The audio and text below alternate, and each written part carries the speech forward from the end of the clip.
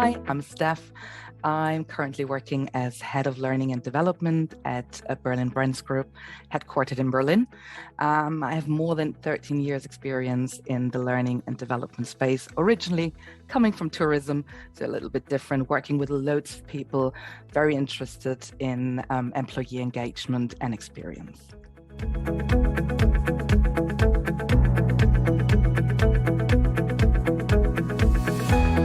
Time currently is changing, and I think well-being, physically and mentally, is the key nowadays.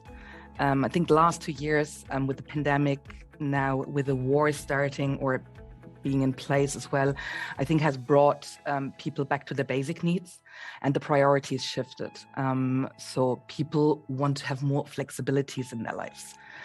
I think if you go back a little bit in time, for example, starting with the boomer generation as well, I think they went through economic change as well, and all of a sudden building into the prospects of financial stability and wealth.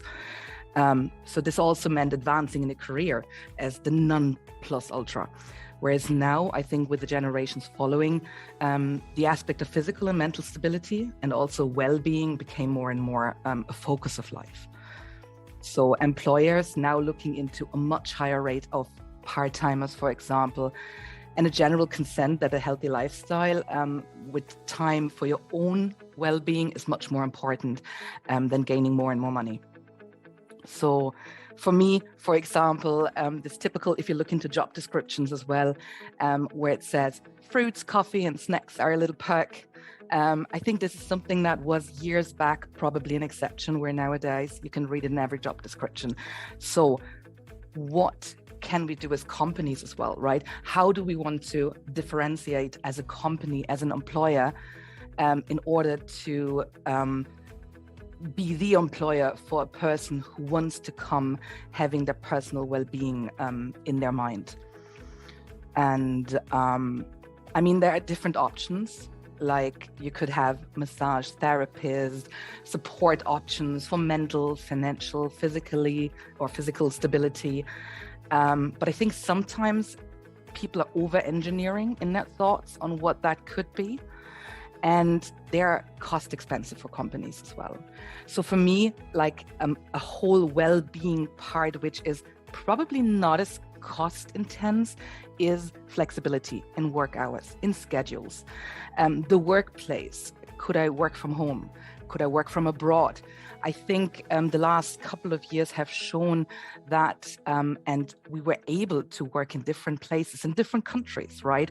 So what is not only employers doing, but also what are the countries doing, that we can work more globally in different environments?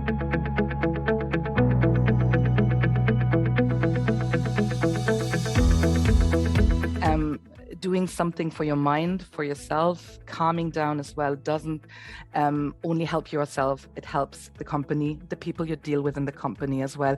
It is completely inclusive, right? There is nothing needed except your own self, basically. Maybe some things you can always get external help from different providers. But I mean, I think if we go back to like, where is well-being and where is employee experience starting, it's, to me, I would say it's starting in ourselves. We need to think about ourselves. We need to think about other people. What do we want? What do other people want? And I think that should be then just a natural flow coming through, so that you don't need to think about, oh, hang on, now I got somebody that actually has certain disability. How am I going to deal with that? I think you need to even offer those kind of options as an employer to your workforce, to see how can you open up your mind for those things, that they come more natural than just really thinking of that.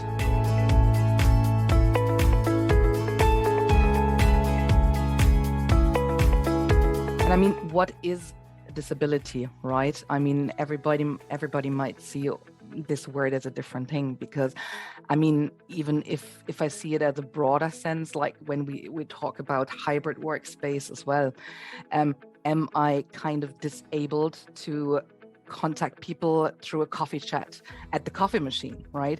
I mean, that's not the classical term of disability, but I think this is what we need to think about. Where is somebody hindered to do a certain thing?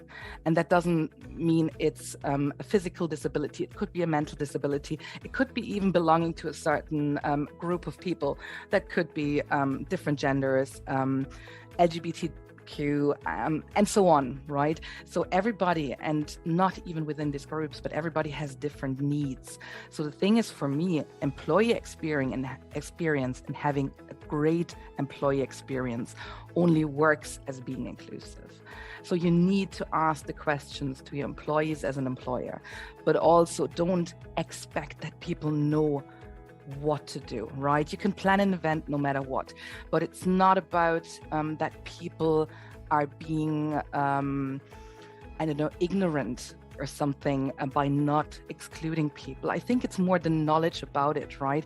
That people are lacking the knowledge to think about different people in a way, because it's not the way how we are brought up, maybe. Because you think of your own needs first, right? And then maybe the needs of the others.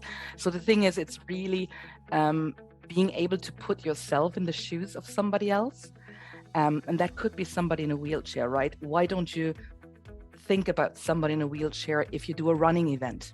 Is that really inclusive? And I'm just picking on a certain thing here, but there are things that you can still do.